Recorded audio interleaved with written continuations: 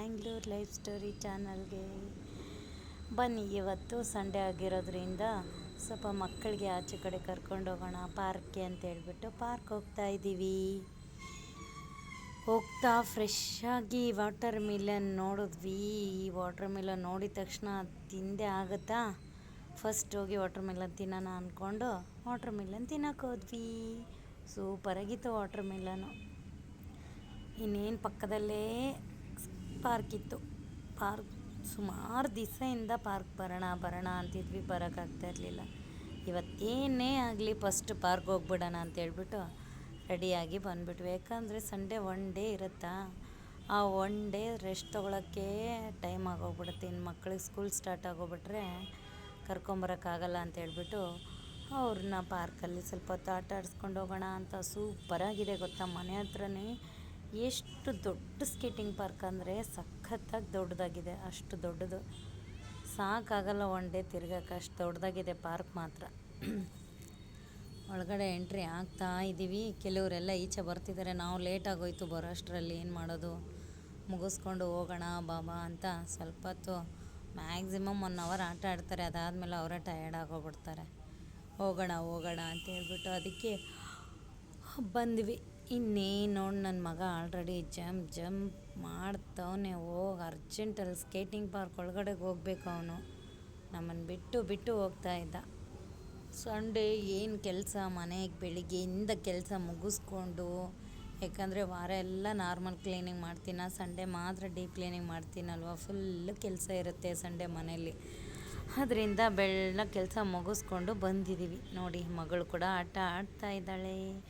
ಸೂಪರಾಗಿದೆ skating park ಮಾತ್ರ. ಆದರೆ ಮಕ್ಕಳನ್ನ ದಿನಾಲು ಒಬ್ಬರು ಕರ್ಕೊಂಬರೋಕ್ಕೆ ಇರಬೇಕಲ್ವ, ನಮ್ಮಿಂದ ಟೈಮ್ ಇರಲ್ಲ.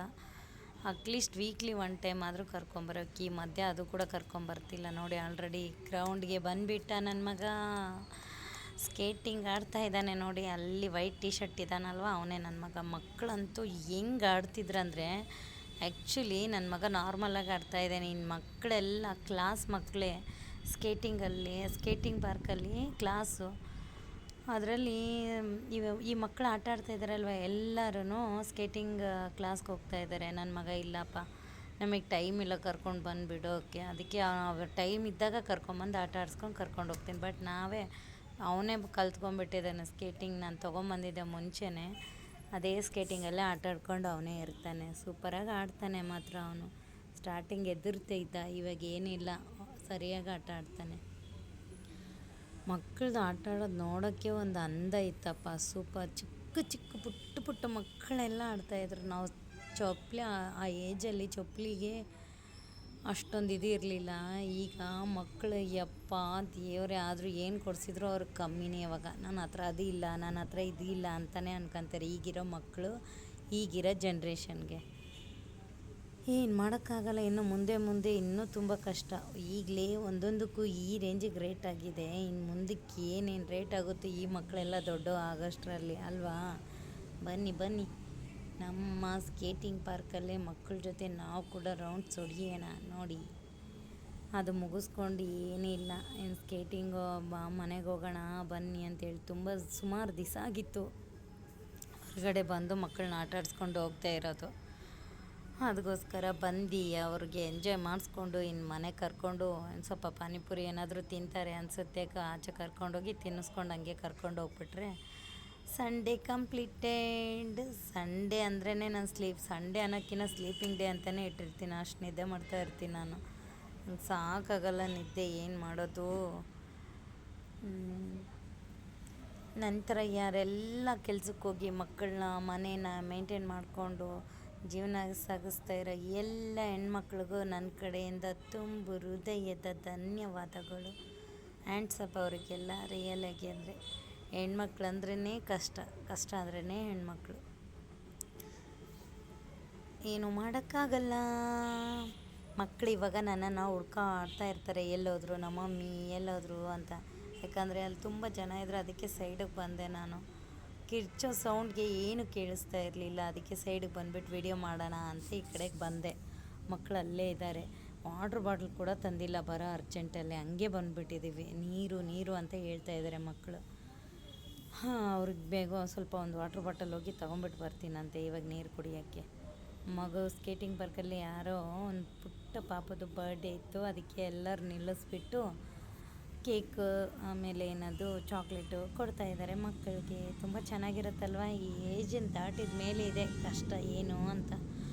ಬನ್ನಿ ನಮ್ಮ ಸ್ಕೇಟಿಂಗ್ ಪಾರ್ಕಲ್ಲಿ ನೀವು ಕೂಡ ನನ್ನ ಜೊತೆ ಸ್ಕೇಟಿಂಗ್ ಆಡಿದ್ರಿ ಅಂದ್ಕೊಂಡಿದ್ದೀನಿ. ಇನ್ನೇನು ಸ್ಕೇಟಿಂಗ್ ಪಾರ್ಕಲ್ಲಿ ಏನು ಗೊತ್ತಾ, ಕ್ಲಾಸಿಗೆ ಸೇರೋದು ಏನು ದೊಡ್ಡ ವಿಷಯ ಅಲ್ಲ. ಬಟ್ ಏನಂದರೆ ಟೈಮ್ ಟು ಟೈಮ್ ಮಕ್ಕಳನ್ನ ಪಿಕಪ್ ಡ್ರಾಪ್ ಮಾಡೋದಿದೆ ಅಲ್ವಾ, ಅದು ದೊಡ್ಡ ವಿಷಯ ನನಗೆ. ಮಕ್ಕಳನ್ನ ಕರ್ಕೊಂಡೋಗಿ ಕರ್ಕೊಂಬಂದು ಬಿಡೋದಂದರೆ ತುಂಬ ಕಷ್ಟ. ಬನ್ನಿ ಮತ್ತೇನೇನು ಮುಗೀತಲ್ವ, ಮನೆ ಕಡೆ ಹೋಗೋಣ. ಇನ್ನು ಇವ್ರ ಮನೆ ಕಡೆ ಕರ್ಕೊಂಡು ಹೋಗೋಷ್ಟರಲ್ಲಿ ಏನಂದರೆ ಇನ್ನೊಂದು ಸ್ವಲ್ಪ ಹೊತ್ತು ಆಡ್ತೀನಿ ಅಂತಲೇ ಇರ್ತಾರೆ. ಬಟ್ ವಾಟ್ರ್ ಬಾಟಲ್ ತಂದಿಲ್ಲ, ನಾವು ಹಂಗೆ ಬಂದುಬಿಟ್ಟಿದ್ದೀವಿ. ಅದಕ್ಕೆ ನೀರು ಅಂತ ಇದ್ದರು. ಫಸ್ಟು ಹೊರಗಡೆ ಕರ್ಕೊಂಡು ಹೋಗ್ಬಿಡೋಣ ಅಂತ ಕರ್ಕೊಂಡು ಹೋಗ್ಬಿಟ್ಟು ಮತ್ತೆ ಒಂದು ರೌಂಡ್ ಹೋಗಿದ್ದಾರೆ ನೋಡಿ, ಒಂದು ರೌಂಡ್ ಸುತ್ತಾಡ್ಕೊಂಬರೋಕ್ಕೆ ಅಂತ. ಸೂಪರ್ ಮಾಡಿ ಸ್ಕೇಟಿಂಗ್ ಪಾರ್ಕ್ನ ವಾತಾವರಣ ಹೆಂಗಿದೆ ಅಂತ, ಸೂಪರಾಗಿದೆ ಅಂತ. ವೀಡಿಯೋದಲ್ಲಿ ಹೆಂಗಿದೆ ಏನೋ ಗೊತ್ತಿಲ್ಲ, ಲೈವ್ ಮಾಡೋಕ್ಕೆ ಯಾವುದೋ ಒಂದು ಇದಕ್ಕೆ ಬಂದಿದ್ದೀವಿ ಅನ್ನೋ ಥರ ಇದೆ. ಅಷ್ಟೊಂದು ಚೆನ್ನಾಗಿದೆ. ಎಕ್ಸಿಟ್ ಆಗ್ತಿದ್ದೀವಿ, ಗಡಿಯಾರ ಎಕ್ಸಿಟ್ ಆಗಿ ಇನ್ನೇನು ಮನೆಗೆ ಹೋಗೋಣ ಅಂತ. ಎಕ್ಸಿಟ್ ಆಗಿ ಇನ್ನೇನು ಮನೆ ಕಡೆಗೆ ಹೋಗ್ಬಿಡೋಣ.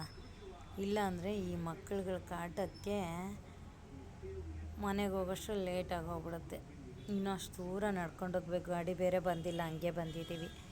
ಈ ನನ್ನ ವಿಡಿಯೋ ಯಾರಿಗೆಲ್ಲ ಇಷ್ಟ ಆಗಿದೆ ಪ್ಲೀಸ್ ಲೈಕ್, ಶೇರ್, ಕಮೆಂಟ್. ನನ್ನ ವಿಡಿಯೋಗೆ ಸಪೋರ್ಟ್ ಮಾಡಿ ಪ್ಲೀಸ್. ನಾನು ಹೊಸ ಯೂಟ್ಯೂಬ್ ಚಾನಲ್ ಓಪನ್ ಮಾಡಿದ್ದೀನಿ. ಪ್ಲೀಸ್ ನನ್ನ ವಿಡಿಯೋಗೆ ಲೈಕ್ ಮಾಡಿ, ಶೇರ್ ಮಾಡಿ, ಕಮೆಂಟ್ ಮಾಡಿ, ಸಪೋರ್ಟ್ ಮಾಡಿ. Thank you so much. Please ನಿಮ್ಮೊಂದು ಸಪೋರ್ಟ್ ತುಂಬ ಇಂಪಾರ್ಟೆಂಟ್. ಓಕೆ, ಬಾಯ್.